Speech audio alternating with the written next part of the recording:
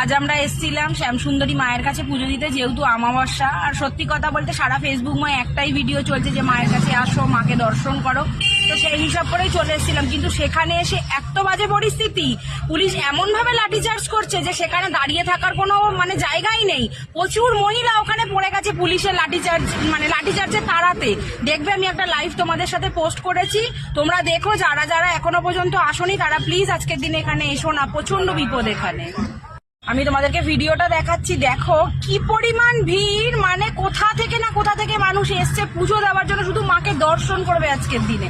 কিন্তু সে হয়তো মা চাইনি নাকি জানি না, পুলিশ এতভাবে মানুষের উপর অত্যাচার করছে যে বলার কথা না। তোমাদের সাথে আমি সেই ভিডিওটা শেয়ার করছি, তোমরা দেখো। আর প্লিজ তোমরা এখন আর কেউ এসো না এখানে পুজো দেওয়ার জন্য।